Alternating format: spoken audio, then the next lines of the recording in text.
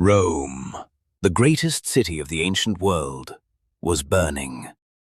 For 6 days and 7 nights, flames consumed temples, homes, and entire neighborhoods. And while the city turned to ash, one name echoed through history forever. Nero! Did he really burn Rome? Or was he the perfect villain for a much deeper mystery? According to the Roman historian Tacitus, Nero was not in Rome when the fire started. He was staying in his seaside villa, miles away from the city, in Antium. When he heard the news, he rushed back. He didn't watch it from afar. He opened public buildings to shelter the thousands of homeless. He even reduced food prices to help the starving citizens. So, if he did all of this, why did people believe he was responsible? You've probably heard the phrase, Nero fiddled while Rome burned.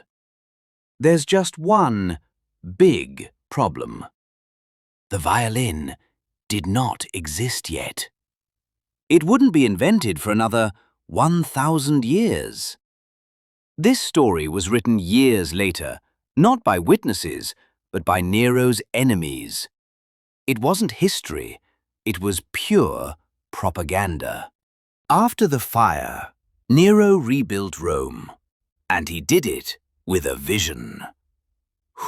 Wider streets, stone buildings, new fire regulations.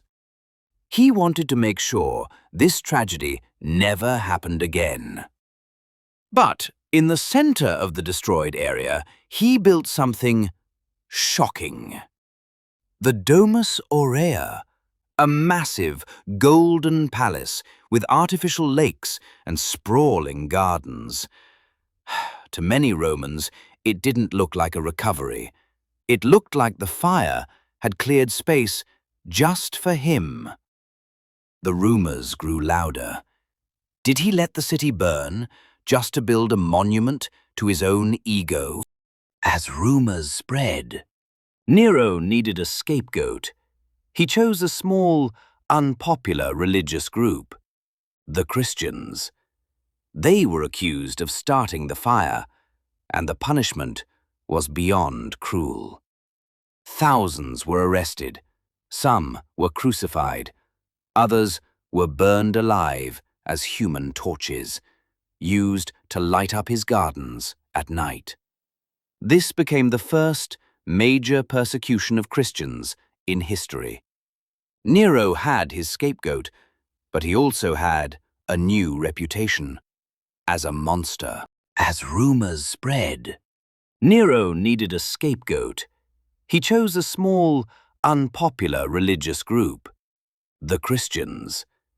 They were accused of starting the fire, and the punishment was beyond cruel.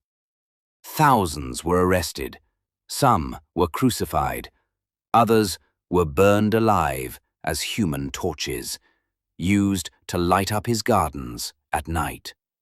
This became the first major persecution of Christians in history. Nero had his scapegoat, but he also had a new reputation as a monster. Modern historians agree on one thing. There is no solid evidence that Nero ordered the fire. Rome was a city waiting to burn. A disaster like this was almost inevitable.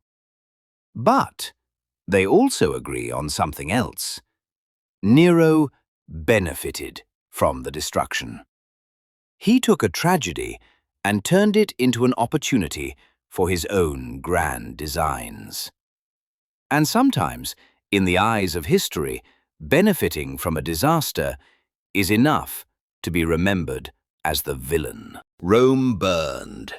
Innocent people died.